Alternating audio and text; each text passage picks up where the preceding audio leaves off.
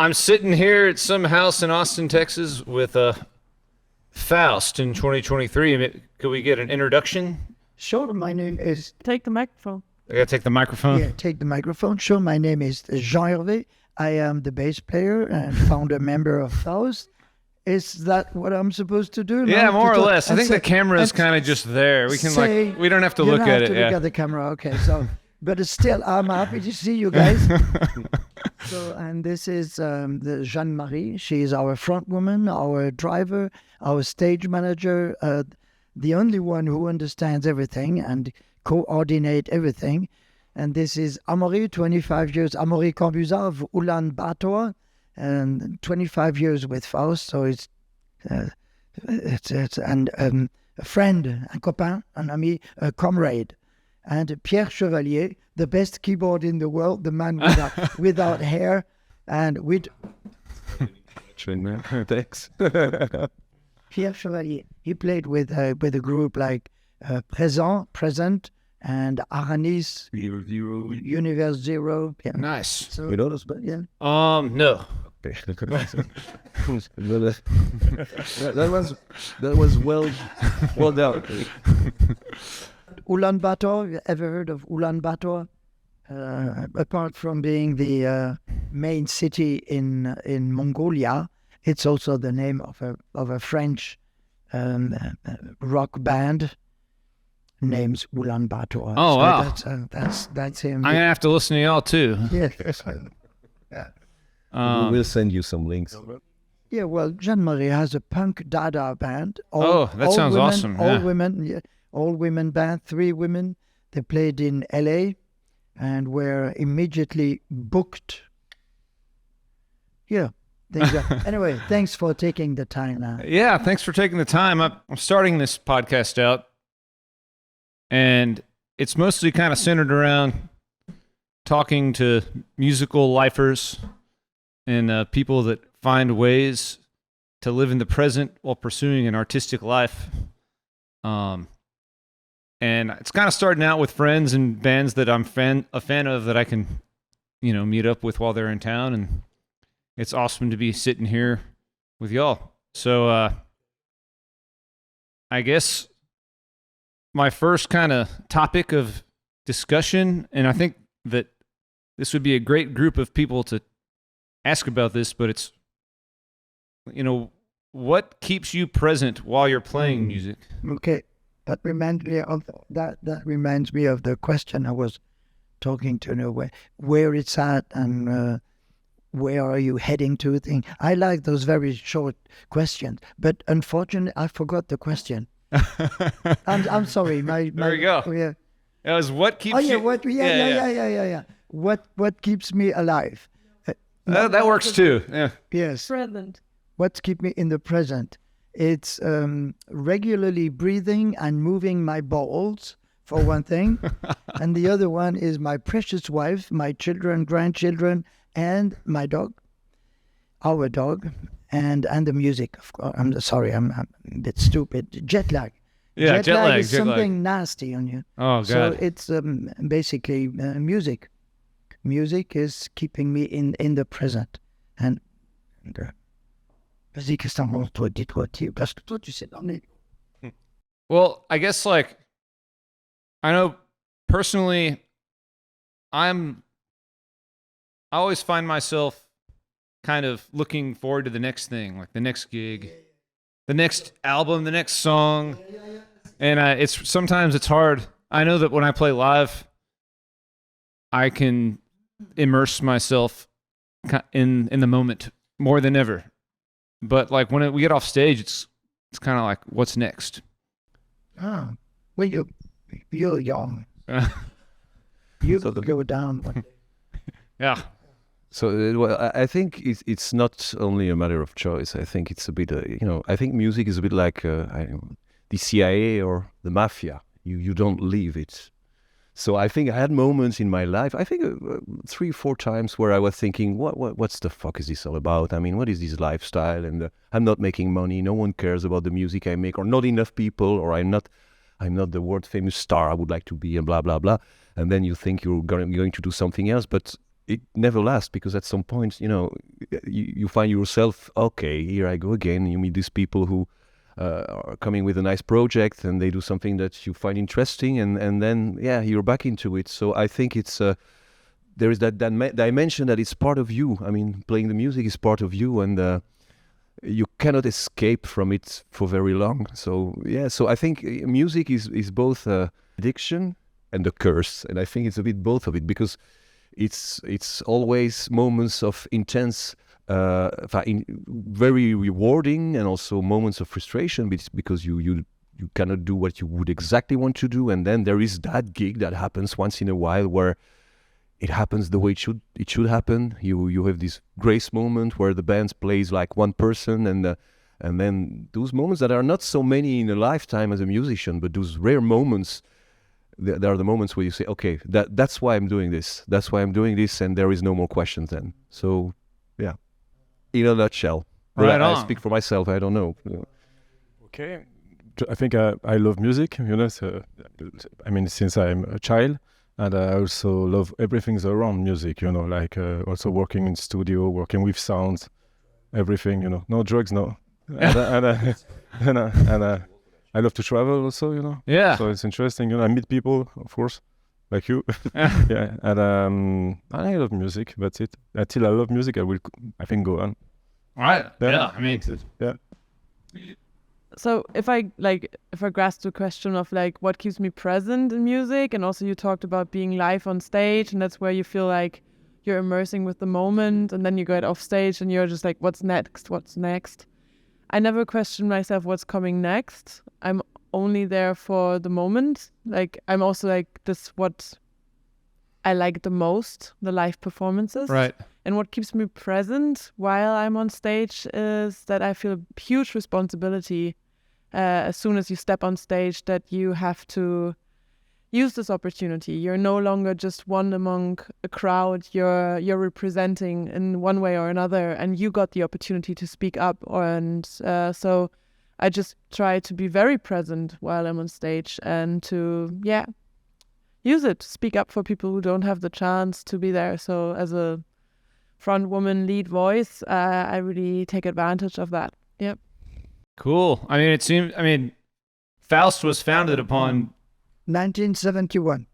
and I mean, living in the present and creating sounds in the moment. Every year I say, okay, that's it. I've had enough. I've said enough, and I don't have enough anymore to say. But it's, as you mentioned, it's there come the next project, just as you said, and then say, yes, interesting, and it keep one more year, one more tour, one more recording, one more friend you meet, one more collaboration, and it goes on like this. So that, Sometimes it's tough to go on, but it's always even tougher to stop. So Right. that's the whole thing. When you're making records, how prepared are you when you enter the studio? easy. That's an easy answer. We are not prepared at all. And okay, well, this is yes. How will we prepared? Well, when we plan a recording, we really put our mind of not being prepared. It's not because we are.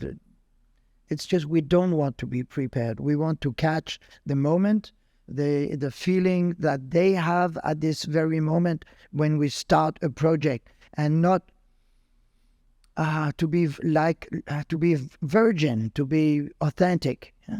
So if you prepare yourself, it's already c'est comme une allumette allumée. So it's like a match half burned. It's not. I like the moment where the match goes boom. And that's when you enter a studio and you're not prepared. I think it's just also a question about what is a preparation, but I think beforehand there's an excitement growing in each one of us. Like there's a kind of a preparation, and I think it's also that your ears get a little bit like more attentive to sounds, that you start to listen to things and you collect them and you feel like this might be a good sound to bring with. Or for me, for example, it's poems and writings, and just like trying to dig deep within myself, but also in everything that's surrounding me to bring all this to the table. It's not me preparing a song structure, but I have to have my, like, I don't know, my basket full of magic toys and tricks ready to go. So I can't come completely unprepared, because then I would be completely overrun. But I must have like neatly packed, I don't know, like magic case full of tools. A toolbox. The tools for rocking. Yes. It seems you're the only one who makes sense here. We should call Olaf. Olaf. He's our drummer. Bam. And he needs to rest though, right? Yeah, I guess. He's the drummer needs to be. We need to have special invocations to have him appearing. Actually, so that's when y'all are preparing for a show like tomorrow's show, the Oblivion Access festival here in Austin. I mean, how familiar is the material? I mean, it looks like, I know y'all been preparing. I mean, is it basically interpretations of songs that y'all have recorded? So we try to do. There are two things. Yeah, there is the music that we are eager to create, but there is also the fact there is an audience, and the audience come to see FAUST. So they have expectations. They have special ideas, and this we used in the past not to care about. We would be, we play the music, we don't care. But now, as the decades pass by, I realize that we have a certain responsibility, a certain respect that we must show towards the audience. So now, to your question, is that we do have pieces that the audience will be familiar with, hopefully, if they are friends of our music. So, and they are very happy to listen to those tunes again. Say, oh yeah, I remember this CD, this LP. But for us, we also like to express ourselves all new every evening. So that's why we have a set list, and within those set lists, there are 1, 2, 3 songs that maybe some people will know. Within the structure of each song, there is room enough for free spaces, and there is one there out there. I don't know if the camera can catch that. It says 10 impro, and it's this one, this one. It's improvised, and there is even one below. It's blank. There is nothing. Oh, good. So what could happen there? What could happen there? Anything. And of course, the one there, the very last one is something that we've been playing for so many years now. Yeah. No, okay, I won't spoil. But anyway, it's a mixture of pieces and interpretation and improvisations. So would you say that kind of mindset and that kind of attitude, and that's kind of how you've lived your entire musical life, and that's what FAUST was kind of founded upon? Okay. Now, if you talk about me as a person or of them as a person, it's different from the story of FAUST, of the original FAUST, the now FAUST, and one of the 3 now FAUST. It's all very complicated. I cannot speak for the group FAUST, for the old FAUST, because they are not there. So one thing is sure, that we were a group of very extremely different people, very different, with different approach to music.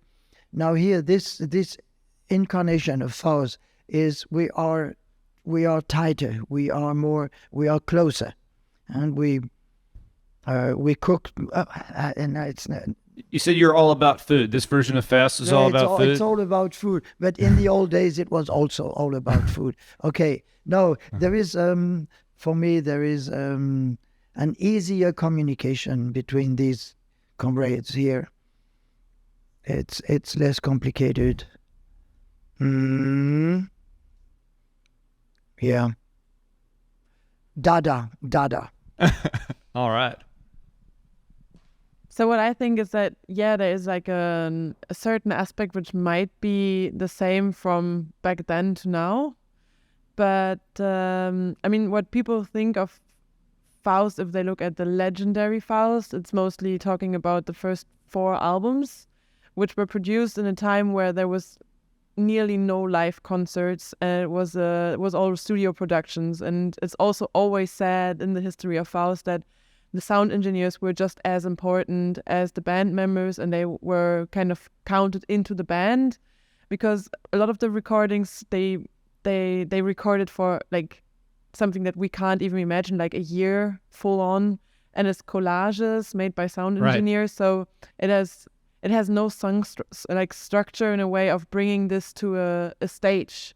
And the first FAUST concert, which was planned in Hamburg, did not happen in the end, because it was so complicated to even just get all the equipment out of the studio, which the band was used to, and to install it in a space. Wasn't that supposed to be like a 3 like speakers all over the room? Yeah, and also like all the and all the musicians being able to interfere with one another. So it was something that would be easily now done, but it wasn't back then. So yeah, and I think like looking at this first 4 albums, they were cut and paste, collage. Some were more song structures if you look at FAUST 4, but even there, they might be like cut out of like an hour-long jam, and you cut out 4 minutes, which were song like, but it was not like, let's write a song. So what is now maybe different than to back then is that the band is touring. Right.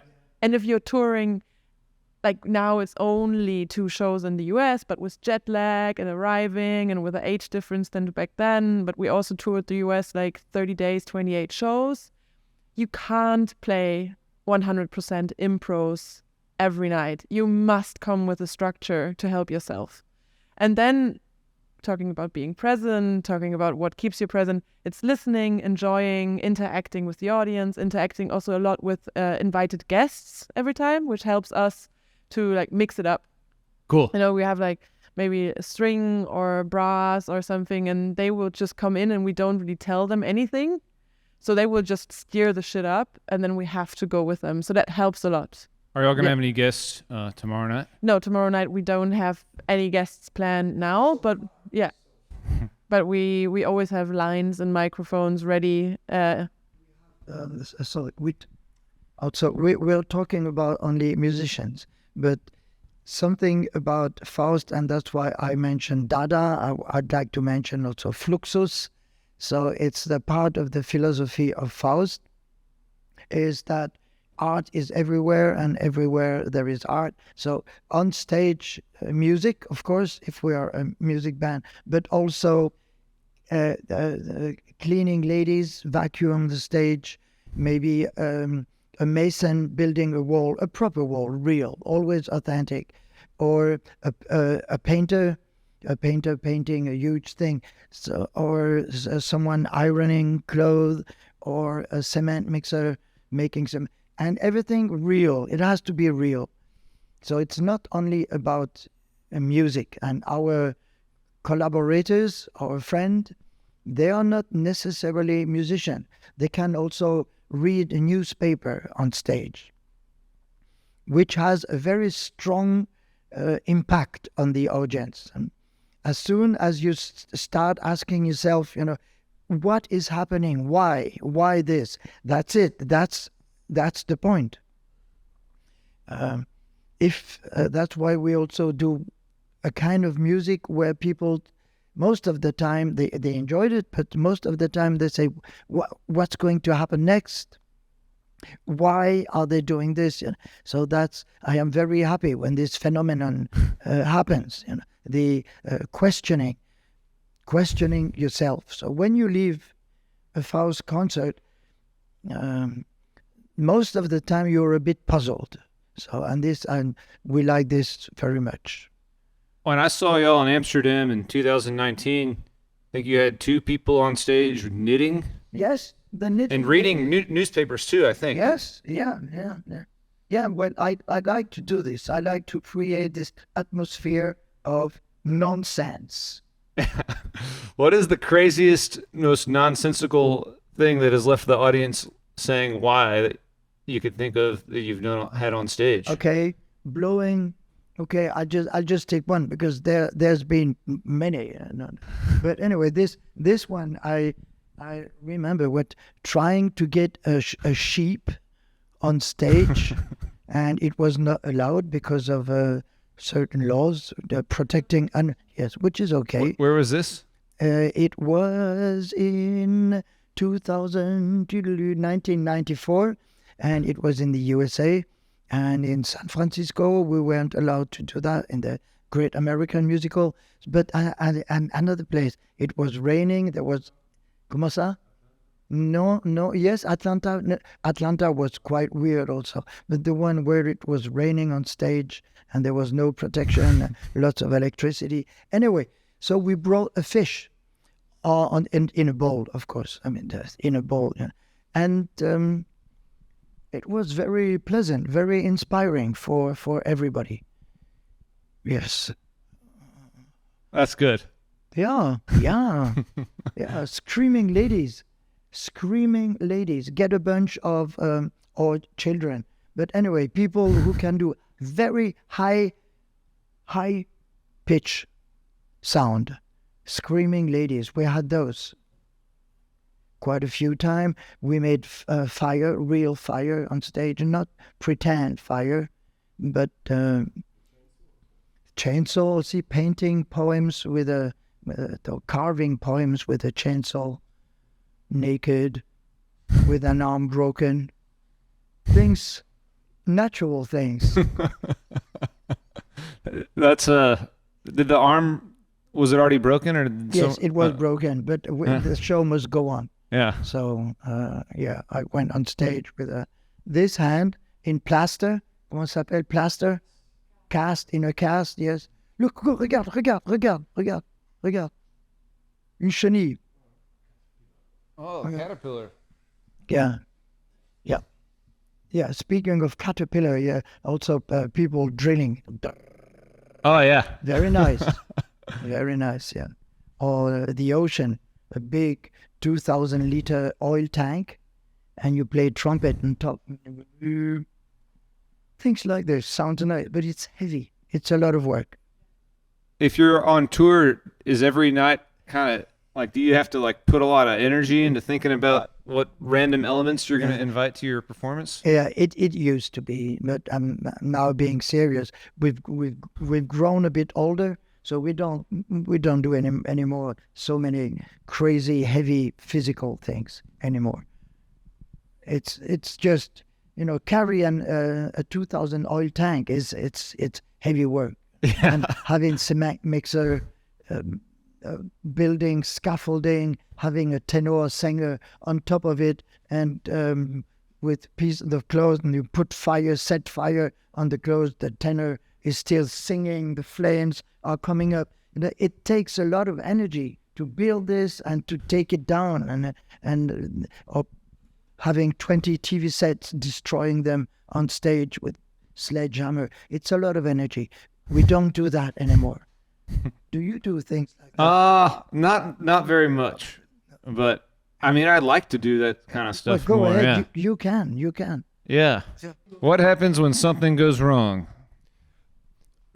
I think the first question is, what do you mean by go wrong? Because I think it's part of the process that unless someone is seriously wounded or someone dies on stage, which has never happened that I know, but I think any element of chaos or random event that would happen, it doesn't mean it goes wrong. It just goes a different way, and we have to do something with it. I mean, this is basically widening the. I think it's still a New Monk saying that if you play the wrong note, play it again to make it a right note. And I think you can expand that beyond the sonic component of a FAUST show, whatever happened, we make it part of the show, and we try to make something out of it.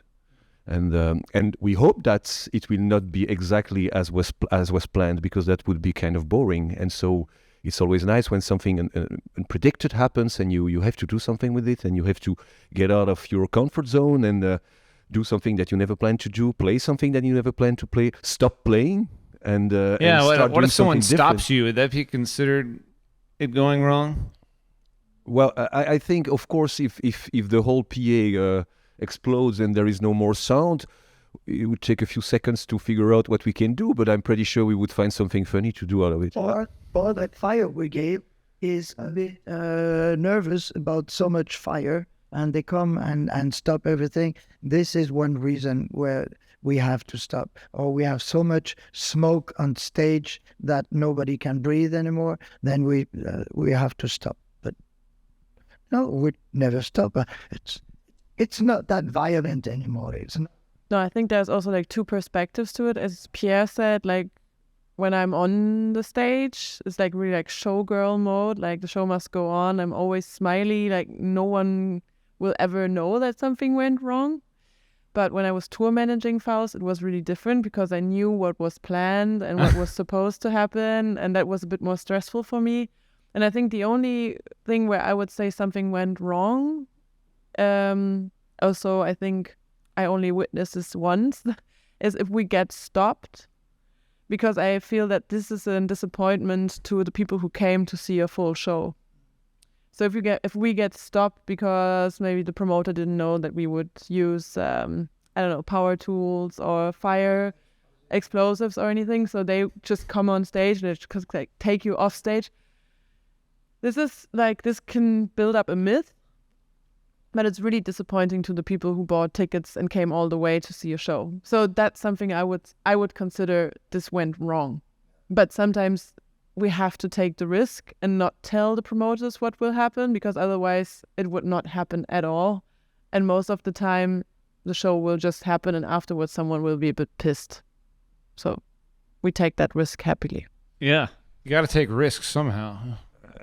And I think it's part of a learning curve as well. I mean, I haven't been in the band forever, so but I remember gigs where things that were frustrating for me, I don't take them anymore as frustrating, because they're part of what can happen. For instance, we practice, we have versions of the songs that we like, and then we have a guest coming on stage and playing all over the place and basically sabotaging what we had planned. I know that the first gigs I did with FAUST was like, come on, man, we've been practicing. We had something nice, something really, elaborate, and you just fucked it up. But you learn not to think like that anymore, because that's a bit conservative way of thinking. Right. Say, okay, do something with it. Play louder than him. Throw him off the stage, but do something out of it. And I think that's the challenge, and that's what keeps us present as well. To get back to your first question. Right. Well, I think one other thing I've been curious about is kind of like the FAUST collective, or wherever FAUST what is right now, like seems very singular. Like I feel like sometimes it helps to be involved with a scene or other bands that are kind of similar, or musicians that are kind of similar to the music you make, but it feels like FAUST is just they're your own thing, and it's been that way for a long time. What do you think about being associated with other experimental rock bands? Or Yeah, I think that FAUST is something unique in a way, and since I joined them when I was 25, so we were talking about something that can happen wrong on stage. I started the first show I've done with FAUST. I just fell down from the stage and cut my lip, Uh-huh. So I was full of blood, and I jumped on stage and finished the show, just like if nothing happened, And so I can say, like, during all these years, I just noticed that, we don't really care about, what's surrounding us about music. We just play what we want to play, and there is no no watching to the others and thinking like, why don't we do this because we like that, or not? We just do our own stuff without looking too much of what is surrounding us. No, is that clear? Yeah. It's really talking about how we feel. Do we have the urge of being with like-minded people, things like that? Of course, it's always a good feeling to be among people that would understand what we are doing. My daughter is also managing a jazz festival, MERS Jazz Festival, where lots of improvisers come. And I have the great pleasure of hosting a place. It's called the Annex, where all the artists spontaneously meet. And here I realize how good it is to be among people, not only the artists that are there, but also the audience who comes to this place, to be among people who share common views. You know, they don't have to be just like me but to have a similar point of view, attitude, approach to music, to art, to communication, social relation, and all that. It feels good. I am embarrassed when I am with people. I don't feel comfortable when I am with people that are narrow-minded, that have a very strong opinion about things and are not prepared to open their eyes, their heart to something different. So yes, I like very much being among like-minded people group. They don't have to be musicians. You wanted to say? Yeah, but I don't remember. Random moment. I think my kind of the last question I have is, you've already kind of touched on all this, but I think specifically, like, what would y'all recommend to younger aspiring artists, musicians? Don't be afraid of being ugly and be authentic. Did you hear that? Find people you trust and jump. Yeah, enjoy your music and enjoy. I mean, just play, just do your own stuff and don't care about what's around. I mean, if you like what you are doing, it's fine.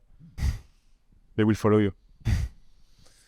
Yeah, I think everything was said. I would maybe something I would add.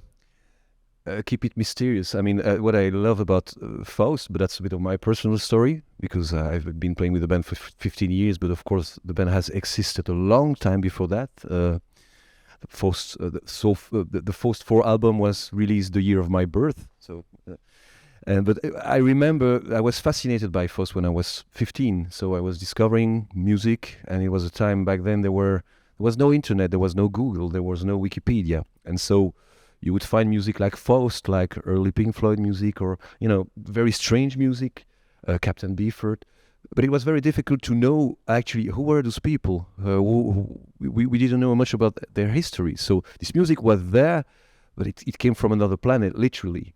And so it took me it was only 20 years or 15 years later that I met Jean Hervé, and I realized, okay, these were human doing this music. These were not freaked out EPs from Venus, but because that's how it sounded to me, and so and I think I regret a bit that we have lost that sense of mystery with regards to the artists we like. Now, I mean, we just type their name on Google and we know everything about them, and if they say something stupid, it's recorded, and they're too human. And I liked that time where it was mysterious and that you were allowed to dream that the musicians you like were not completely human, that they were strange being from another galaxy, and I missed that. So I would say, yeah, keep it mysterious, not only yourself, but don't try to know, focus on the music and stay away from all the bullshit around. Stay away from the bullshit. Yeah, in general, I think that's a good advice, yeah. Well, on y va. You want to sing it out? Non, là on y va. Je te l'avais bien dit que tu serais bientôt ma femme. Je te l'avais bien dit que tu serais bientôt mamie. Je te l'avais bien dit que tu serais bientôt ma femme. You try it. Je te le l'avais bien dit que tu serais le bientôt lolo, mamie. Thank you. Thank you. Thank you very much. That was awesome, y'all. Great job. Can we do a picture? Yes. A quick picture of y'all? I don't know if you can, but you may. Can we do it outside though? Yeah, you know.